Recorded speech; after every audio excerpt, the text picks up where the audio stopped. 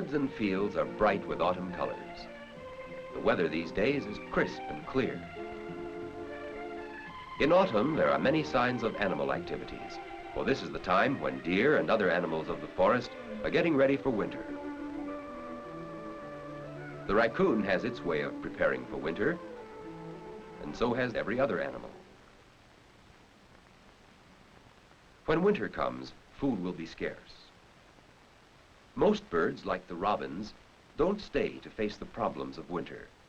Most of the robins fly south to warmer climates, where food will be easier to find. The wild geese fly south too. Animals that travel from one part of the land to another are said to migrate. The great flocks of geese as they migrate are one of nature's most interesting sights. A few kinds of insects migrate too. Many of the monarch butterflies go south in autumn. But most butterflies and moths and other insects will freeze when winter comes. This caterpillar has hatched from the egg laid by a moth. In autumn, the moth caterpillar spins a cocoon like this about itself. If we cut this cocoon open, we can see the developing insect inside. The caterpillar has changed into a pupa and can live through winter in this interesting protective case. In autumn, the grasshopper lays eggs in the ground, where they will remain through the winter until they hatch in spring. But the grasshopper will die. The bees are getting ready for winter in a different way. They are busy gathering nectar, which they make into honey. Although some will die with the autumn frosts, most of them will stay in the hive, eating the honey. They will protect themselves from the cold by crowding together. Some animals will sleep through the whole winter. This turtle will bury itself in the mud and sleep until spring. Frogs, too, sleep in the mud at the bottom of ponds and streams. Animals that become inactive and sleep through the winter are said to hibernate. The fish don't hibernate. Fish, turtles, and frogs are cold-blooded. Their blood temperature changes with the temperature of their surroundings. Cold weather makes them sluggish, and in winter their need for food is greatly reduced. The warm-blooded animals have their ways of preparing for winter too. Here on the bank of this pond is a muskrat. It eats bark, reeds, and grasses. In autumn, it's busy building a house. The house not only protects it in winter, but if food gets too scarce, the muskrat can eat the grass walls of its house. The raccoon is a semi-hibernating animal. That is, it will sleep through the coldest winter days, but wake up on warmer days and leave its shelter to hunt for more food. The raccoon uses its paws almost like hands. It can move much too fast for this little frog to escape.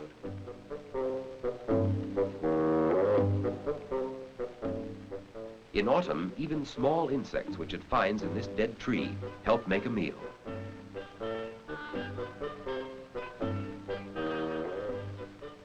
Skunks, too, are semi-hibernating animals. They must be able to find much food in autumn if they are to survive the winter. They'll spend most of winter curled up in a hole, but may come out on warmer days to explore and search for more food. This golden-mantled ground squirrel is a true hibernating animal, like the cold-blooded frogs and turtles we saw earlier. In autumn, this ground squirrel must eat enough food to enable it to survive its winter sleep. Its coat becomes much thicker. When winter arrives, it will be curled up and will hibernate until spring. This ground squirrel, called a flickertail, also hibernates. So many of these animals live in North Dakota that it's known as the flickertail state. In autumn, the flickertail makes a comfortable den for its winter sleep. It digs deep into the ground, where it will be safe while it hibernates. Yes, the flickertail is a busy animal in autumn.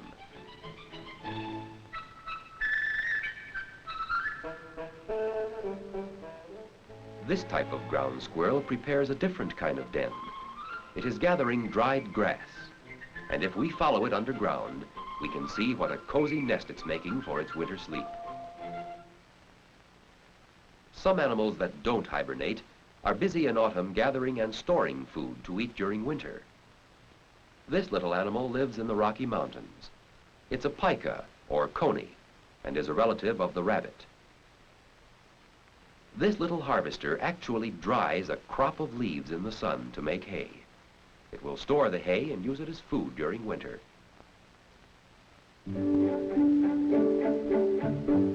Other animals that don't hibernate, like this fox, must keep hunting for food through the winter. The jackrabbit stays active too, and in autumn as in winter, it must hide from its old enemy, the fox. Luckily for the rabbit, its color is almost the same as the color of the autumn grass. This type of protective coloring helps many animals escape their enemies. But already there's a change taking place in the jackrabbit's coloring.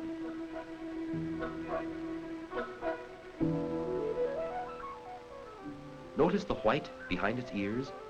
It will be almost all white by the time the first snow comes.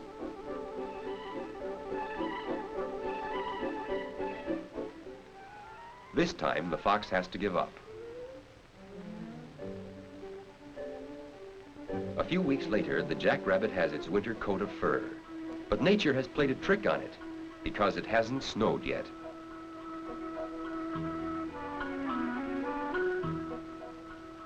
This weasel, too, is in trouble.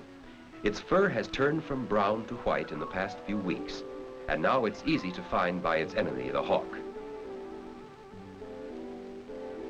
The weasel has killed a field mouse for food, but until the snow comes, it doesn't dare move very far from its hole. To escape his enemies, he'll have to be very cautious.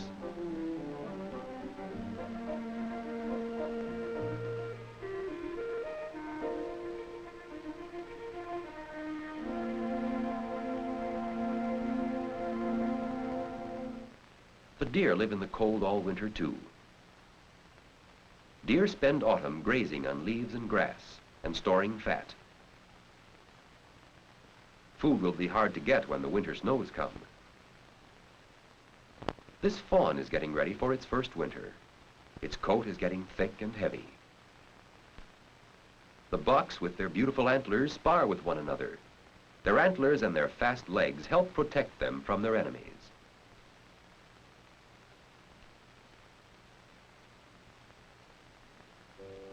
So in autumn, we find the animals of the forest preparing to survive the coming winter.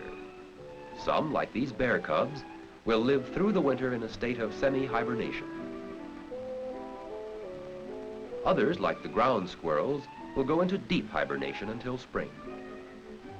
Still others, like the deer, will remain active through the winter. Some animals, like the pika, are busy gathering and storing food to eat during winter. Others, like this ground squirrel and the muskrat, are busy preparing homes in which they will live during winter. Many animals show a body change in autumn. The change of color in the fur of the weasel and the jackrabbit are examples of protective coloring.